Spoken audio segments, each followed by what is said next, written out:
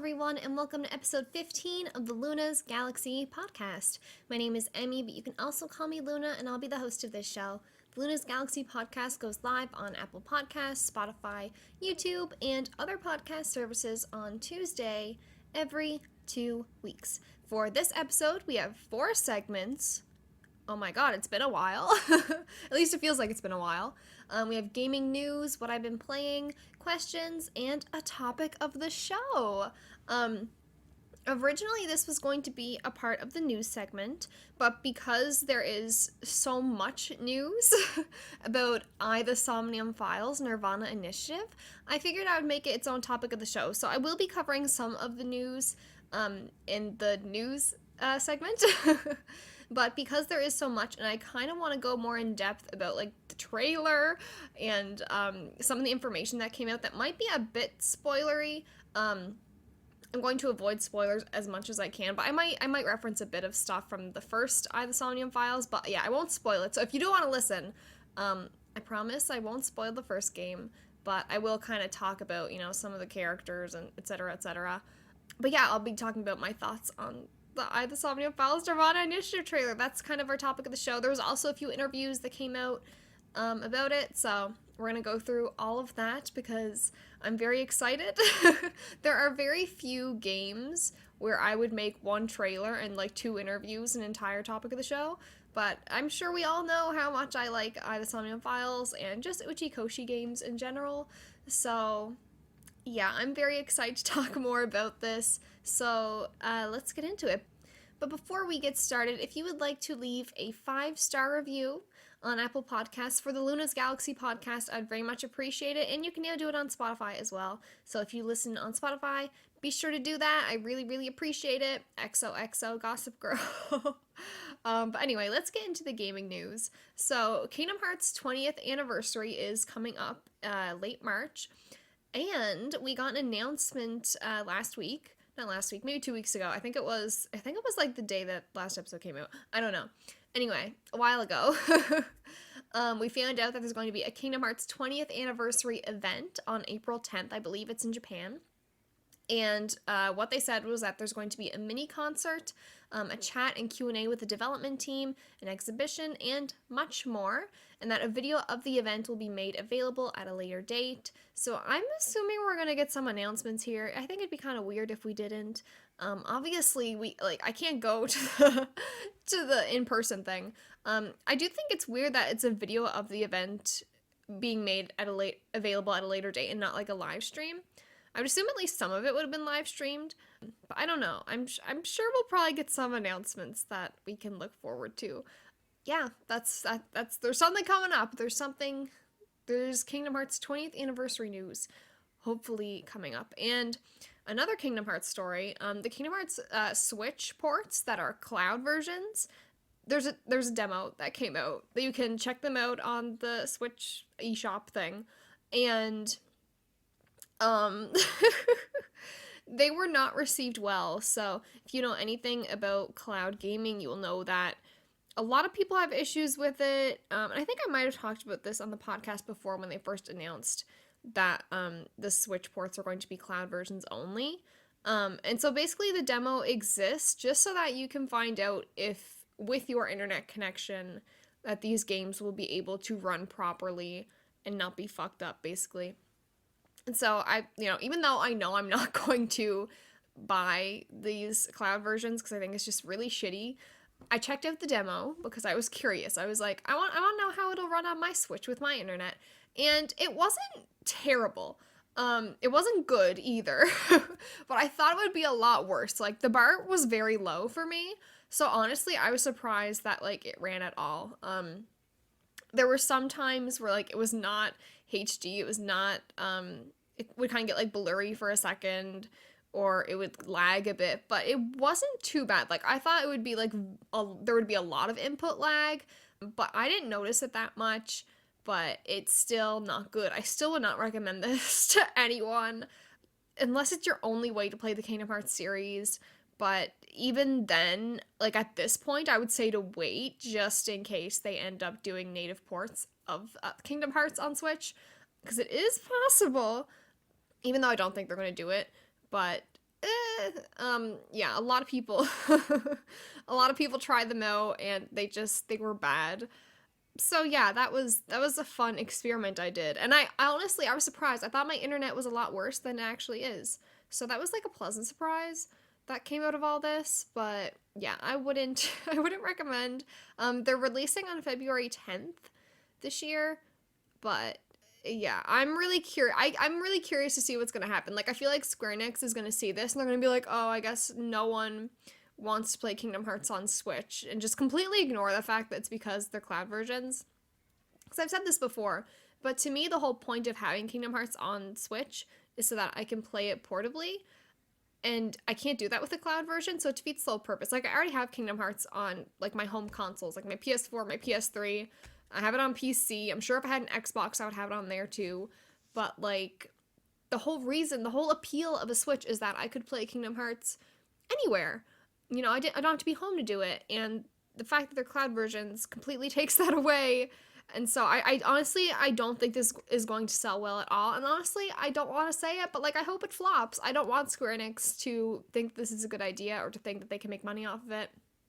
And I hope that they see how fucking stupid they are. But anyway, let's move on, shall we? So here's the big news that came out the day that last episode dropped. And I think it took us all by surprise. Microsoft acquired Activision for almost $70 billion. I think it's like 68 billion something, but like about 70. Which is wild to think about. Like $70 billion. Like, honestly, I didn't even know Activision was worth that much, but it's wild. I don't think anyone saw this coming. Like it I think we all would have expected that Microsoft would have continued to buy out certain companies, certain developers, but Activision is just so huge. And there's been a lot of conversation about this, and we're going to talk about it a bit later in the questions segment. But like, it's so hard to even like conceptualize, I guess. And you know, with the stuff that's been happening at Activision lately as well, that's just like another layer to it. And everyone was like, there was a news story that came out. I think I might have covered it last episode, actually, or like a few episodes ago, where Phil Spencer was like, yo, we're reevaluating our relationship with Activision right now. And everyone was like, ooh, but no one expected they were gonna like buy Activision out. So it's just like, it's really wild to even think about, and obviously this comes with a lot of questions of like, is Microsoft going to continue to buy? Because obviously they'll buy anyone if they can buy Activision. You know, it's not a thing about money. So are they going to continue buying out companies? You know, what's Sony or Nintendo going to do? Are they going to do anything about this?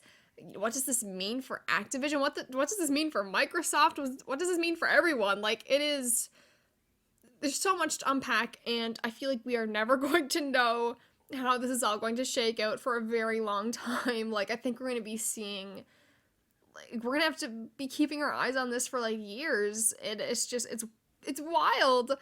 So obviously there's a lot of news that came out about this after this, and I'm not going to cover all of it, but I will just kind of talk about some stuff. So one thing that is kind of up in the air right now is, you know, how does this affect Bobby Kotick? Because obviously everyone wants him to resign. And so as of now, and I have some quotes here from an article, I think this came right from Microsoft. So Bobby Kotick will continue to serve as CEO of Activision Blizzard, and he and his team will maintain their focus on driving efforts to further strengthen the company's culture and accelerate business growth, the statement reads. Once the deal closes, the Activision Blizzard business will report to Phil Spencer, CEO, Microsoft Gaming. So, like, it's really hard to tell what's going to happen because obviously they haven't been acquired yet. Like, technically, that's not, like, the deal isn't going to be through until, I want to say sometime in 2023. I'm not entirely sure. But it's still very much in the process.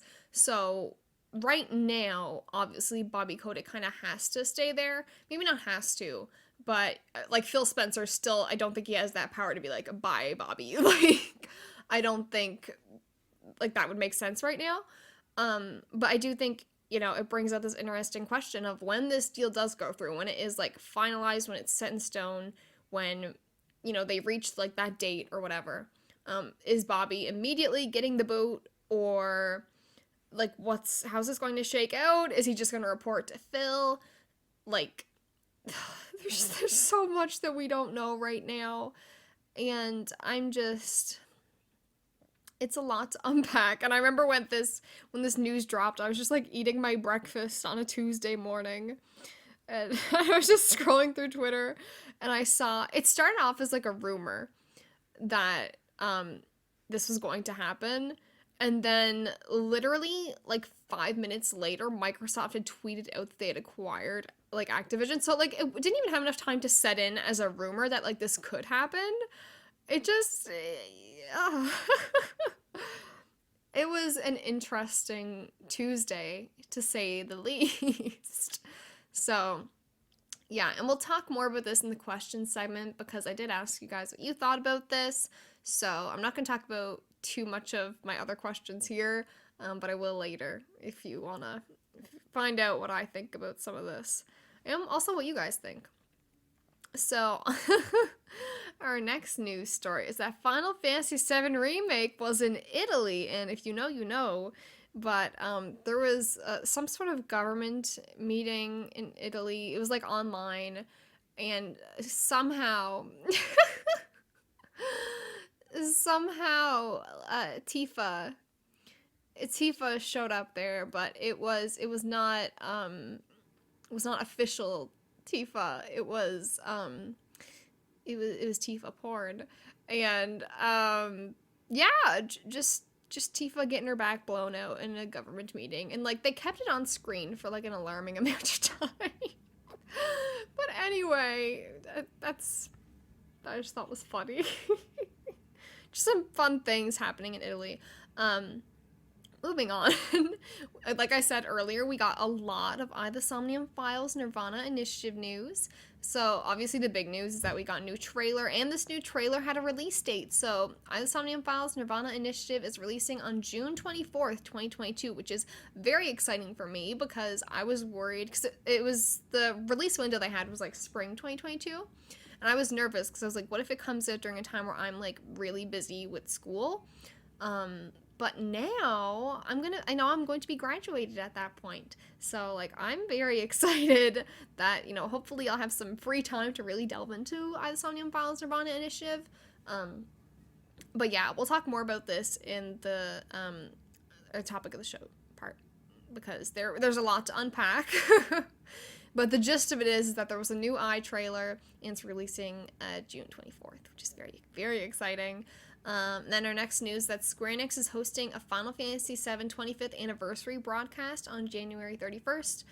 That is happening before this episode even goes live. So when you're listening to this on February 1st, you will know if something happened. But as the time that I'm recording this, it is January 29th. So I don't know. So, just listen to this and think about if anything happened, and be either really happy that maybe we got like some sort of footage from 7 Remake Part 2, or be really disappointed that we saw nothing, and it was just like Final Fantasy VII First Soldier, like new gacha or something. So yeah. Okay, I forgot that I put all the iNews later in the show, and I was like, wait, we're already done in the news segment? What I've been playing? Oh, wait. Okay, now I see where I screwed up in my outline. Okay, so let's talk about what I've been playing. So, I've been playing Mario Party Superstars. I got this, like, last week, I think? 2 weeks ago? I don't remember, but I've been playing it. I played it with some friends, and it's a lot of fun. That's how I feel about it. It's a fun party game, and I have lost, I have won, I've gone through a lot with Mario Party, but it's a good time. And I've also been replaying Kingdom Hearts 1, which I did not see coming. I said last episode I was probably going to start last window, and like that is still my plan. But I don't know, I was looking for comfort, I was feeling not great, and I was like, you know what, I want to go back to Kingdom Hearts 1. And so yeah, I'm replaying Kingdom Hearts 1. I'm playing on proud mode. I want to go for the platinum this time because I was like really close to getting the platinum on the PS3 version of 1.5. I didn't get quite as close on the PS4 version. So I think I'm going to go for it. I'm going to try and get that Kingdom Hearts 1 platinum. Because I think I can do it. Now that I'm older, I think and I hope that I can. I think getting the Tales of Arise platinum gave me more confidence. So I'm hoping I can get that Kingdom Hearts 1 platinum. And maybe platinum some of the other Kingdom Hearts games as well. But yeah, I've been replaying Kingdom Hearts 1. It's fun as always. There's really not much to say, but I haven't paying much attention to the story. I'm just like kind of going through the motions. And like, if a cutscene comes on that's just kind of like for Disney World, I like go on my phone for a moment. It's just like a very casual playthrough as I'm like, I don't really feel like starting a new game yet. So that's what I've been doing. I've also downloaded Twisted Wonderland. So this is a mobile gacha game. And I apologize if you don't like me talking about this. Because I know I talked about it a lot last episode too. About Colorful Stage and that being a mobile gacha game. But once again, I was like, you know what? I need a little spice to my life. And so I downloaded this game. I think it like just came out actually like a few weeks ago or something. So this is also like a fairly new game that I just haven't checked out yet, but now I have. And this is like the characters are based on Disney villains. I think that's like the premise of it. So they all attend this like magic school. I can't remember what's called. I literally just downloaded this last night and I still haven't finished the prologue, I think. But think of it if it was like Harry Potter, but instead of like the different Hogwarts houses, like Gryffindor and blah blah blah. If it was houses based off of Disney villains, so like there's one house for like Hades, Jafar, like Ursula, Maleficent. There's a lot, and I like the premise of it. I don't know. I'm very early. I don't know how I'm going to feel if I'm going to like keep this on my phone or keep at it, but it's a cool premise, and like the character designs are pretty cool because they are like they represent the different villains in a way. But yeah, and they're all men, I think. I think all the characters are men. So I'm like, I thought that it was going to I thought it was going to be an Otome game, to be completely honest. But like they're all high school characters like in this magic school. So I'm like, I don't think it's going down that road. If it is, then that's fucking weird. But yeah. Interesting so far. The gameplay is like meh, like it's nothing special, at least not yet. I have not seen anything special yet, but I'm just kind of like, yeah, I'll do like the main story, see what's up, see if I'll continue to play this. But it is kind of cool if you want to check it out. That's about it. It's not fantastic. It didn't blow me away like Colorful Stage has, which I'm still playing very adamantly. But yeah, that's really it. I've not been playing much. So let's get on to the questions segment. So I asked y'all, what are your thoughts on Microsoft acquiring Activision for nearly $70 billion? What does this mean for the future of games with Microsoft, Sony, and Nintendo? And do you think we'll see more acquisitions? If so, are there any you think are likely or that you'd like or dislike seeing? And I didn't get as much answers for this, probably because it was a very loaded question, which I understand. But it kind of worked out for me at least because we have a lot to cover when it comes to I. And also, the few answers that we did get were very long, which I also very much appreciate. And I'll kind of talk about some more of my thoughts here as well. So, Trenton said, Microsoft acquiring Activision Blizzard. Many thoughts come to mind. That is an understatement.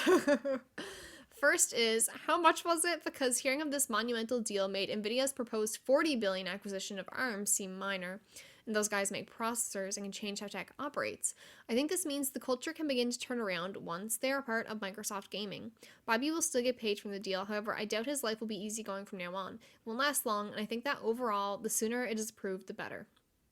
And yeah, I think that the best part of this is that, we're assuming right now that Bobby is probably going to get the boot, and I think that is the most likely scenario because, like, if you're Microsoft and you buy out this company that is just having so much turmoil right now, I think it would just it'd be bad PR. Like, even if they wanted to keep Bobby Kotick, even if they like secretly like really appreciated him and thought he was amazing, I think you have to get rid of him just for PR. And that's like a very pessimistic way to think, maybe, but like genuinely, I think it's also pretty realistic. Like, at the end of the day, it's a business, and I think if you want your business to thrive, you don't want to be caught up in this, why is Bobby Kotick still here, and all that stuff. So I do think that Bobby will leave. Obviously, he will get a huge payout whenever he leaves, steps down, resigns, or gets fired, whatever. But hopefully that means better things for the workers at Activision. I think that's more important. Obviously, it still sucks to see a shitty person get a shit ton of money. But I think at the end of the day, if it can help the developers that are working there and just everyone else that's working there and that has been affected by this really shitty culture, I think that's good. That's very good. So definitely some positives. But yeah, also a lot of money. That $70 billion dollars. And then Tyler M's, oh wait, I scrolled too much. Tyler M says, I have mixed feelings about Microsoft acquiring Activision Blizzard K. I don't know what the K stands for. I'm sorry, ABK. I'm assuming it's Activision Blizzard. I don't know what the K stands for. I'll figure it out. On one hand, I probably should have looked this up beforehand. On one hand, this will potentially be good for the work culture at ABK. Although intermingling the two may cause other issues. It's also good for Game Pass, which is their goal. It could also be good for studios that were sent to the Call of Duty mines like Toys for Bob and series like Crash, Spyro, and Tony Hawk. On the other hand, it feels like Microsoft has no focus in terms of game development. Instead of putting their cash to fund some unique gaming experiences on their end, they flop the money around and just buy existing studios/companies. Of all the studios they've bought in the past, forever, the only big Microsoft tentpoles are Forza, Halo, Gears. Everything else is up in the air, like Everwild from Rare, which last we heard the devs didn't even know what kind of game it would be yet. Obsidian put out Grounded in like early access, brackets, the Honey I Shrunk the Kids survival. Oh, it's that one. I was like, I don't know what Grounded is, and then, okay, I remember it once you said the Honey I Shrunk the Kids survival game. I remember seeing it somewhere. But support on that has basically halted on that to develop Outer Worlds 2 and Avowed. Starfield was taken from multi-plat to exclusive, and so was Elder Scrolls. And Arcane is working in Redfall. We also know about the Perfect Dark remake and Fable, but most are all nebulous titles with no real info than a first viewing. No focus, only Game Pass. I try to think what this means for games like Overwatch 2, which hopefully is out before June of next year. And if it's not out, what are their plans? They have to support Overwatch 1 on all consoles anyways. Do they let Overwatch 2 go multi-plat? What about COD and Warzone once the contract is up at the end of the next 3 COD games? What is their info on the benefits of making it exclusive versus not? I'm not going to scream Monopoly, but I definitely don't like seeing consolidation on this big of a level, even if it's been reported that ABK went to Microsoft first. Right now, Nintendo aren't going to retaliate because we have no idea what this could mean in the long run and how it will actually affect them. So, a lot to unpack here. I'm just gonna scroll up a bit on your message because I want to touch on a lot of the points that you made, Tyler, because you're wonderful. So yeah, I think definitely Game Pass is huge, and this is going to be huge for Game Pass. I think, I still don't have Game Pass, which is mostly just because I don't play games on my PC and I don't have an Xbox. But I'm going to get it at some point. I still got that free trial that I haven't used yet. Having all the COD games on Game Pass, having the Crash games, having the Spyro games, having just so many Activision games on Game Pass, I think is huge for them. And obviously, like you said, that's their goal. But another thing that you said that I think stands out is that it could be good for devs like Toys for Bob. And what was the other one? It was Toys for Bob, and then, oh god, was it Toys for Bob that did Crash 4? Oh, what? Oh, it's at the tip of my... Beeznox, that one. They were the ones that did Crash Team Racing. So developers like them that, got to make these really good remakes, these really good new games like Crash 4, and then they're just like, yo, you have to make Call of Duty now.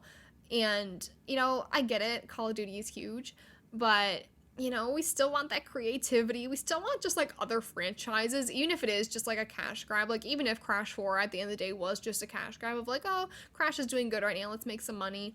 Um, like, I don't want to see only Call of Duty coming from Activision, because obviously when you look at games like Crash 4, you see how much potential that they have. And so I definitely agree.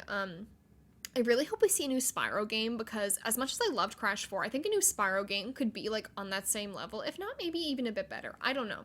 But I would really love to see a new Spyro game. I think it'd be fantastic.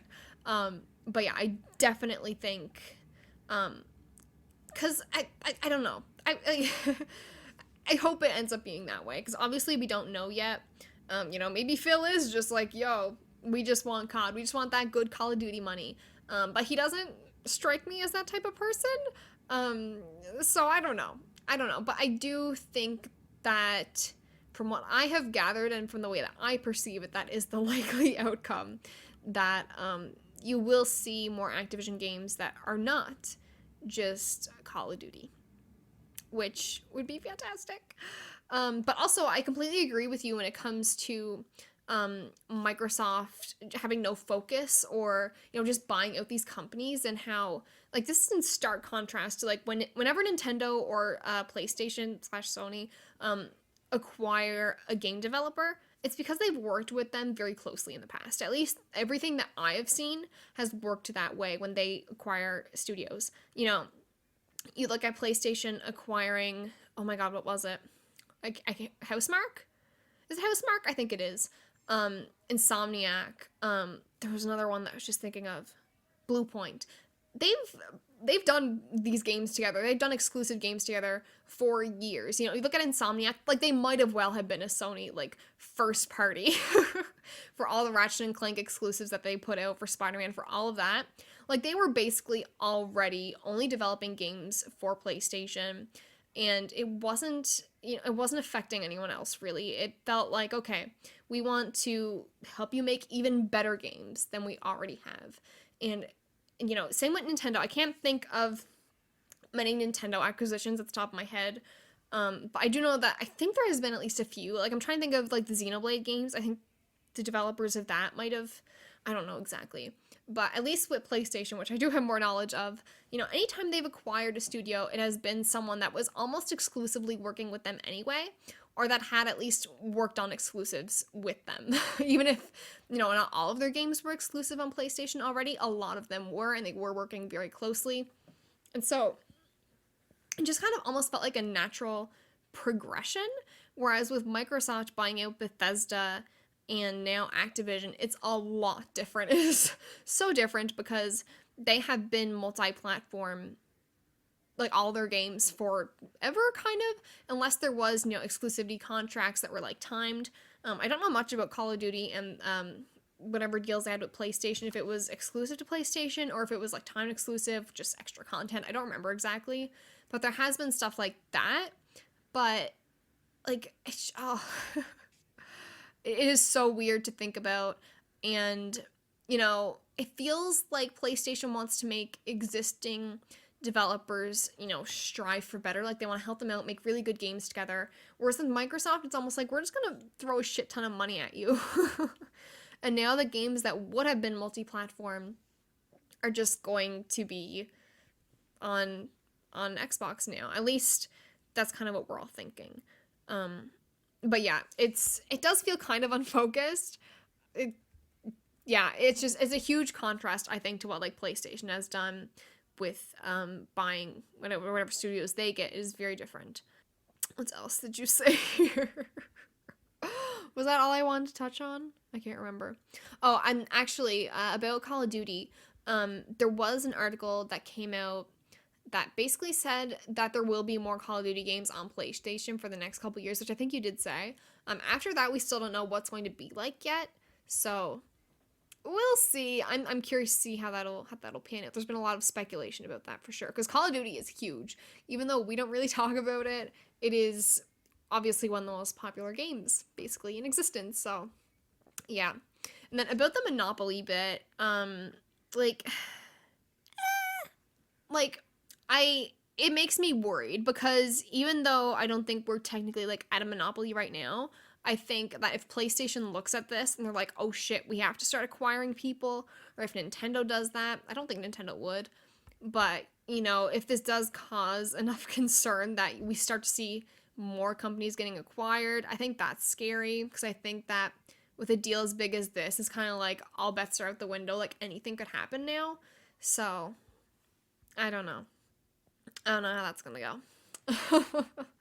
And then Tolizu. So Tolizu also sent in a response for this. Tolizu says, as far as third-party US-based publishers, Activision Blizzard is the highest return on investment business in the market, dwarfing competitors like EA. That's the reason they can justify a $70 billion price tag for a buyout.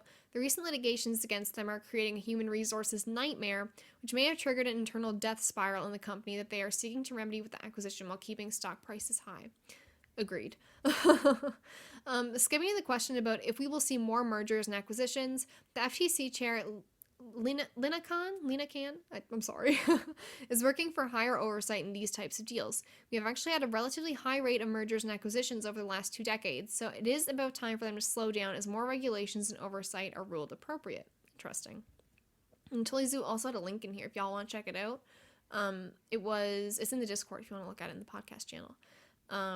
As for the future of games from Microsoft, Sony, and Nintendo, since this is a Microsoft acquisition, it will go one of 2 ways. Either they will bolster console gaming exclusives with the Activision Blizzard roster, or they will just use the portfolio to drive Game Pass engagement without carving out too many exclusive titles. If the second route is taken, we will probably see a price increase in Activision Blizzard titles, which can embolden other publishers to drive up their prices as well to bolster revenue, while simultaneously making Game Pass a more attractive product, offering due to the technical savings over buying titles individually. And yeah, I think I touched on a lot of this when I responded to Tyler's, but I do think I mean, we're definitely going to see Activision games on Game Pass. So yeah. And then Andre has, buying Activision Blizzard might be good for restoring the company to a better state than it is. Maybe Sony needs to invest even more, and Nintendo, well, can keep being Nintendo. I think we'll see more acquisitions, hopefully of smaller studios and not of Square Enix or Sega. And I kind of agree with you. I think that PlayStation could continue to buy out developers, but I don't think they need to buy big developers. You know, I think when Sony bought out Housemarque, that was good. That wasn't affecting many people. But I have seen a lot of this conversation on Twitter of like, who's PlayStation going to buy next? Who's Microsoft going to buy next? And they're listing, you know, like Capcom, Square Enix, Sega, EA, all these huge third parties. And I'm like, why would anyone want that? Like, I'm just being genuine. I'm just being honest. I don't see why anyone would want that, because I think then you end up fucking over basically everybody. At least that's my perspective. You know, I think of, you know, a company like Square Enix, which a lot of people are like, oh, like PlayStation should buy Square Enix. And I'm like, no. Like, Square Enix puts out a fair amount of games on Nintendo platforms. They always have. And I don't want to see that go just to get more games on PlayStation. Like, and same with, like, Sega. Like, that's also, like, at least for me, a really bad thing that could happen if, you know, say if Microsoft bought Sega. I know it's something that some people have been thinking of. And I don't want Yakuza to only be on Xbox. Even a timed exclusive Yakuza game kind of makes me like, ooh, like, I don't know how I feel about that. And, like, obviously Sega is a lot more than just Yakuza, but that was the first thing that came to mind. I mean, then you would get, like, Atlas, like, Persona games? Do you want Persona games to be, like, Microsoft exclusive? Do you not, or, like, say, if PlayStation bought Sega, do you not want any of your Persona games on Switch? Like, I don't see how that would be a good thing at all. And so many people have been throwing it around. And I'm like, why the fuck would you want this? Why would you want Capcom, Sega, Square Enix, any of those companies to, you know, be first parties in any acquisition, whether it's Nintendo, Sony, or Microsoft? I just feel like it is a bad idea. And I don't know much about this, but obviously companies like Square Enix and Sega, and I think Capcom as well, are Japanese. And so I don't know if that would be very different. I don't know how much say they, like, if the culture, like, would they even want to be bought out? Would they allow that to happen? I'm not sure. The one acquisition I think I would be okay with would be if PlayStation would buy Konami. which I think a lot of people have agreed on, unfortunately. Like, I think that just goes to show the state of Konami right now. That when this came out and everyone was like, yo, what's gonna happen next? Everyone was like, can Sony please buy Konami? And obviously, I'd be okay with it if Mint got a new DDR game. But really, obviously, people want to see Metal Gear, they want to see Silent Hill. Like, just so many Konami IPs that are just, like, non-existent now. They're not doing anything with them. And, yeah, I definitely think that might be the only one that I'd be okay with. But as for every other big third party, I'm like, please don't do this. Like, it just, I would hate to see it. I really would. Oh shit, I scrolled too much again. And then Jay said, honestly, these giant acquisitions are never good. I always worry when we inch closer and closer towards monopolies. Usually these result in layoffs too, so I always worry about the workers who are affected but get no say. TLDR, I hate it. Yeah, the monopoly part of it does definitely worry me as well. And then Clock Party said, I think it's very much a good thing. If you actually look at the stats, Microsoft is actually nowhere near having a monopoly. Plus, Activision was showing no sign of changing, and in fact was trying to silence their employees. If it takes an acquisition to change, so be it. Microsoft has been bouncing back and have proven time and time again that they are trying to be consumer and gamer friendly. I say we give this a chance before we start worrying about monopolies. And yeah, I definitely agree with you on that part. Like, when it comes to the employees, I think this is the best case scenario. I am a bit worried about monopolies, but I definitely see where you're coming from as well. You know, at the end of the day, we'll never know, like, what Microsoft intentions really were, or, you know, how this is gonna, like, shake out. But, yeah, I definitely see where you're coming from, for sure. But yeah, those are all the replies that I got. So, let's get into the topic of the show. So, like I mentioned earlier, we're going to be talking all about the Somnium Files nirvanaA initiative, because we got a lot of news. I was hoping I would have gotten to this sooner. Turns out this is going to be a long episode, I guess. But let's talk about it. So before the trailer came out, we actually got some stuff come out on Twitter. Spike Chunsoft was like tweeting out some stuff about the new characters. So a while ago, we got to see the box art for the game, and we saw these two new characters. One that was very similar to Aiba, only though she was a bit sexy. And then this other new character who kind of looked like another character, but younger. But anyway, so we got like a deeper look at them first off, and the two new main characters on the box art are Ryuki and Tama. So Ryuki is the male character, and Tama is the one that's like an eyeball, basically. You know, the other Aiba, his version of Aiba. So I'm just going to quickly read off the character descriptions for them. So Ryuki is described as being a rookie investigator with a strong sense of justice. However, he is not the hot-blooded type. He has a reserved and gentle nature.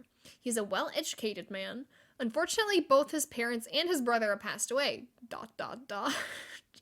Fighting through his painful past, he aims to solve difficult cases with his partner, Tama, who is implanted in his left eye socket.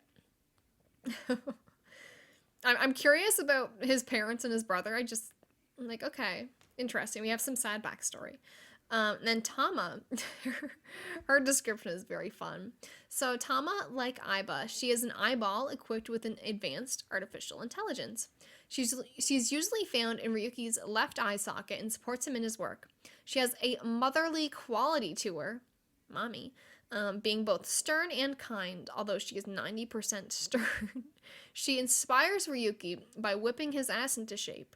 Purely coincidentally, she is also a sadistic character who literally enjoys whipping ass. And these descriptions that I've read off are like directly from the Spike Chunsoft website, so that's how they describe her, as whipping ass and being sadistic.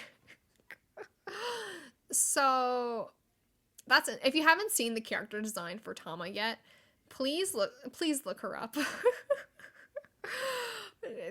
If an eyeball had titties, and literally, so there's, if you're familiar with the first game, Aiba, you have like her more humanoid form, then you have her like eyeball form, and Tama's eyeball form has boobs, and it's really funny. Please look at her if you haven't already. I've been retweeting a lot of pictures of her, so if you need any, you can find them there.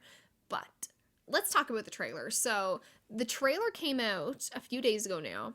And I was like about to go to work.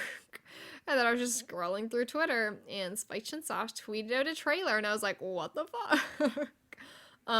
It was a lot to unpack. So before I even kind of go by some of the things that I noticed, and, you know, I just want to say first off that it was a lot to unpack.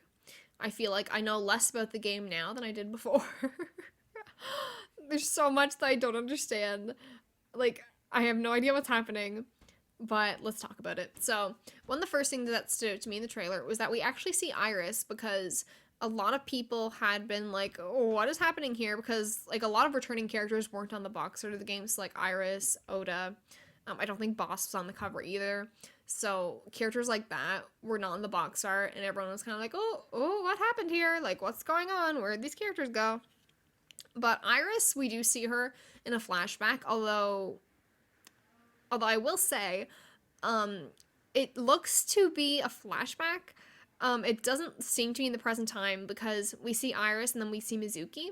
And Mizuki is her version, like the younger, like the 12-year-old version of her, not the 18-year-old version that we see in nirvanaA Initiative. So, like, I'm still not too hopeful. But we do see Iris, so even if something happened, we'll see some of her at least. We also see Boss. I think she's also in the flashback. But no, actually, I think she's in present time as well. I'm not entirely sure. The trailer was very confusing. They say something about a parallel world, which isn't too surprising, but I'm just like, what the fuck is happening here? Something about a reverse sync, whatever that means. Also, they mention the Bats 490 video. I don't know what this means. I kind of think that whatever the Bats 490 video is going to be the next, like, ARG for this game. Obviously, the first one we had was, like, Nine Eyes TV, and, you know, leading up to the release of the first I game, they had, like, Iris posting her little videos on YouTube. I think the Bats 490 video might be something like that. I think, like, we'll probably start seeing that sometime before the game releases. I'm very curious to know what it is. Like, what the fuck does that mean? We also see what looks to be Date. I think it's Date with an eye patch, which is cool. He looks kind of sexy with an eye patch. I like characters with eye patches. You know, you got Zigbar, you got Majima, and now we got Date. Anyway, sexy. The half-body serial killings? What? We did actually know this beforehand. I think it was in, like, the whatever description they gave of the game, where it was like the half body. I don't know if they said serial killings though, but I think they said that in the trailer. But like they find a body that it, like, half a body. There's just a lot, you guys. But I will say that the music in the trailer sounded really good, so I'm really looking forward to whatever the soundtrack is like in this game, because I really like the first one. But yeah, I know that was very weird. Go watch the trailer if you haven't already, and you are looking forward to nirvanaA Initiative, because it's a lot to unpack. Like, I wish I could give more in-depth analysis, or, like, but it's genuinely very confusing.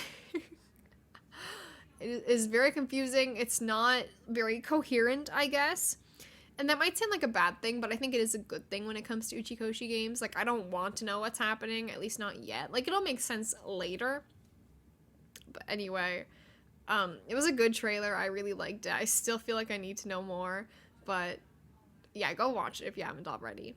But we did also have some info. So Uchikoshi did, I think it was 2 interviews. One was on the Spike Chunsoft website, and the other was on Nintendo Life. So I'm going to talk about some of the information that he gave out there. So the theme, when he was asked sort of about the theme of nirvanaA Initiative, one of the things he said was 2 is 1. 2 opposites is the main theme of the game. For example, yin and yang. In addition, this work will dive into the opposite of love, hatred. A love-hate mystery that begins with half of a corpse. Hope you enjoy. So, interesting. So the main theme of the game is kind of like yin and yang opposites, which I think is probably why they have dual protagonists. That's what I'm going to guess. That's the other thing that I was about to say. So the game has dual protagonists, which, like, I do kind of wish it was just Mizuki, I'm not going to lie, because, you know, we finally got a female main character. but she's only like half the main character. So I do kind of have that bitter feeling. It kind of reminds me of what Danganronpa V3 did. And I'm sure Ryuki's fine. I'm sure it'll work out. But like, I am just a bit bitter. Like, I didn't want to share the screen. I didn't want to play as Ryuki. Even if he ends up being a good character, even if I end up liking him a lot, I'm just like, I want to play as Mizuki. You know what I mean? But I think, what Uchi said about the theme of the game being two opposites, I think that might play into it, and like duality. Maybe that's why there's two main characters. That's my guess. And then when he was asked about, why is Mizuki the main character of this game, one of the things he said was, at first I thought of Date, the protagonist of the previous game. However, if the story was about Date and Mizuki, the flavor lingering from the last title would become too strong, and it might be too hard for new players to follow. So, by interweaving an existing character and a new character, anyone can enter this fictional world. So, what this also means is that if you have not played the first the Somnium Files game, it seems like you can play nirvanaA Initiative. I'm not entirely sure how that's going to work out, because the first game is just so much, but sure. I'll keep y'all updated. Like, I'm curious to see when I play the game if I think that you could play this before playing the first one. I still, even though Uchikoshi is saying that you can play this without having any knowledge of the first one, I'm going to guess that you should anyway. I mean, you should anyway, because it's a fucking fantastic game.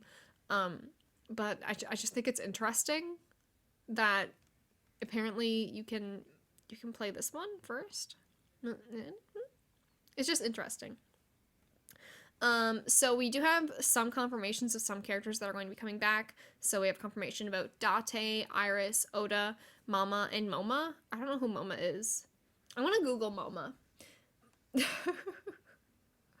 is Moma from the Somnium Files? That's what the interview said. Okay, he is Kumakura. Okay, that makes more sense. So he's the Yakuza guy that was in the first one. I know him as Kumakura, not as Moma. So that's why I was confused. So all of them are returning. But once again, I'm still a bit nervous because the only time that we've seen Iris in the new trailer, it was from a flashback, I'm pretty sure. So is it just flashbacks, or are they like alive? I don't know. But continuing on from some stuff that Uchikoshi said about these returning characters, he said the energy of the previous title is still alive and well. If you liked I1, then you'll for sure be satisfied with the sequel. It was thanks to the fans that the sequel was able to be made. Thank you so much. Which, like, hell yeah. Uchikoshi fans are just a different breed, I swear. And, like, I'm one of them, obviously. But, yeah. You love it. And, okay, here's another thing that I thought was interesting, because I read into some of these things too much.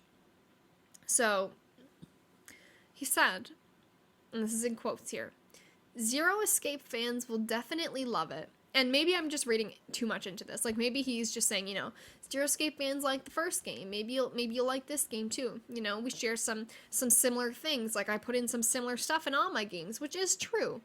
Like branching timelines. I'm sure this game is going to have that too. But it just stood out to me. I'm like, so Zero Escape fans will definitely love it. So, like, you went out of your way to say that. Because he did say in the interview as well that, like, Uchikoshi fans will like it, or something along those lines. Like, he mentioned Uchikoshi fans specifically. So I'm like, okay. So Uchikoshi and Zero Escape fans are pretty much the same thing. So why are we specifically calling it Zero Escape, Is this an the Somnium Files and Zero Escape crossover? I don't know. It stood out to me. And, in that first trailer, the first look that we ever saw of this game, Mizuki was playing 999. So we're going to see, like, more of that. Am I going to get to see Mizuki playing through the best game ever made? I don't know. I thought it was interesting. And I'm definitely looking too far into it. But then Uchikoshi tweeted, this is a reply to a tweet. I don't know what the original tweet said, but he tweeted, "There's a clue hidden in the trailer, so please take a guess. The correct answer will be revealed in the near future." What does it mean? I rewatched the trailer a lot of times before recording this episode. And I'm just like, what is happening? Because there's a lot to unpack in the trailer. and I don't know what it is. I don't know what the secret is. Because they briefly show at the very beginning, Mizuki kind of like standing over this like half body that has obviously been killed. And I'm trying to figure out who it is. I'm like, is it a character that we already know? Because you can kind of see like their shoes, and it looks like they're just wearing like black. And so I'm like, I'm Googling different characters, and I'm like, okay, could it be this one from the first game? Like, who could it be? And like, I'm like, okay, so the shoes I don't think match any of the characters. But then I'm like, maybe they're just wearing a different outfit, because you don't get to see their face at all. And the fact that you don't see their face at all kind of makes me like, this is probably a character that we're going to recognize, right? Or else, why wouldn't you show their face? But I can't get anything just from the outfit, so I'm like very frustrated. So I don't know if that's what he's talking about, but there's some sort of clue hidden in the trailer. God knows what it is, because I don't. But if you want to look for it, feel free. And then there was another interview with Uchikoshi with Nintendo Life, and so they talked about like the game systems and the gameplay and stuff. And Uchikoshi said, we of course want to revise the game systems, and I feel that most of them were improved in I2. We took into account a lot of the player feedback, so I think that's really cool. I know some people had problems with the Somniums in the first game, which is the gameplay of that game, basically. I think a lot of it had to do with sort of the random nature of it, which I didn't mind. Or like, I think some people might have had problems like the timies and how kind of random they are as well. I think were they called timies?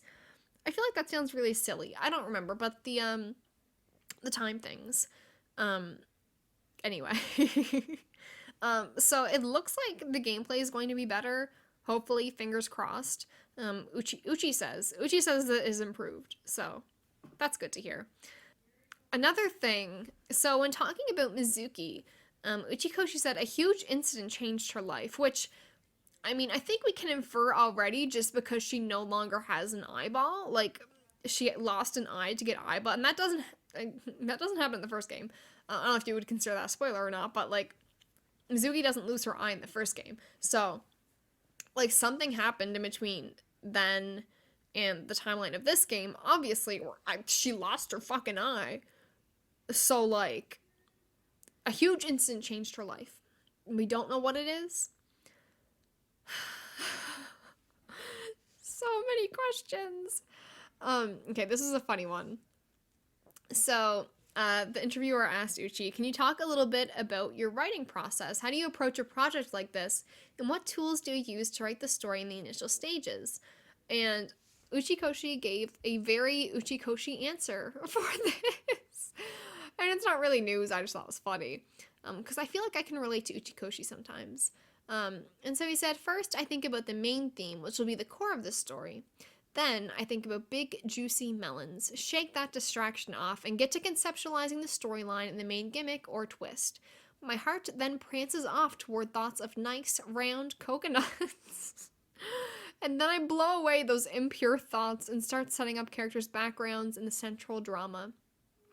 Finally, I purify my ears with an owl's hooting, wash the auditory hallucination down with the tequila I have left, and fit the character's human drama and mystery into the plot. A very Uchikoshi answer. And when I was reading this, I was like, okay, Tama makes a lot of sense, because, like I said, if you've seen Tama's character design, she has those nice round coconuts, those big juicy lemons, melons, if you will. So, yeah. Pretty much every Uchikoshi game has a character with huge tits. And now we know why. What else do I have here? So he says this game also does not spoil anything from the previous title. It's totally possible to play I2 and then play I1. So kind of like I said earlier, that this is like new players can get into this. But I mean, I think they also, when they tried to make Zero Time Dilemma, they tried to accommodate new players as well, which kind of backfired in a lot of ways with the plot. But also, I still wouldn't recommend to anyone to play Zero Time Dilemma without playing the first two Zero Escape games. So like, I'm like, is it that kind of scenario where you're like, technically you can play it, but you shouldn't? Or if it is, like, you can go right into this, because I don't know, it's just something that's on my mind, and I do get a bit worried when the approach seems to be, you know, fuck previous. I don't think that's the attitude, But I think, when I think to Zero Time Dilemma specifically, where they were trying to very much accommodate new players that hadn't played the previous games, it really impacted the plot in ways that I don't think were good. But I'm really hoping that this is a different scenario with nirvanaA Initiative, so fingers crossed. And then just one last bit from the Uchikoshi interview. He says, COVID-19 did not influence the story or themes of I2. The scenario was written from the spring to fall of 2020, but I wasn't able to predict how long this disaster would last. Even still, I think I intentionally strayed away from letting it influence the game at all. I believe Corona will subside one day, but games are forever. I want to make a universal work that could be enjoyed no matter when you play it. And I'm very glad. Because I feel like, you see, not so much video games, I think mostly because video games just take so long to develop that we haven't really got to a point where we're seeing, COVID video games. But like, if you look at like TVs and movie or even music, they'll talk about how they were influenced by COVID-19, the pandemic, and if you watch a fucking TV show now, the characters are like wearing masks and they're talking about Corona. I don't like it. But I don't think this would have affected I anyway. But it was just a relief. It was just a relief because I personally I don't like it. I don't like when media is like, yo, let's talk about this pandemic while we're in it and like make commentary. Because I think it just makes me worried. Like, I'm a fan of the Halloween series, if you didn't know. And when they were talking about the last Halloween movie that's supposed to be coming out this year, but probably not. But when they were talking about sort of creating the script for Halloween Ends, they were talking about how it changed because of the pandemic, and I think the director even went so far as to say that, Halloween Ends, it takes place in, I don't know what year, I think it takes place in 2020 or something, but how they were going to talk about the pandemic and stuff. I'm like, oh fuck, like I don't want this in my movies, in my video games, in my media, but that's just like a personal thing, I think. So it was just a relief when I read that. But I don't think it would affect this anyway, because I think it takes place way later. If I'm correct about the timeline of the Somnium Files, this doesn't take place until, I want to say 2025, 2026, maybe later. So, God, I hope we're out of this by then. God. But anyway, that's it for my little analysis of the Somnium Files, nirvanaA Initiative, all the news that we got. It was a lot.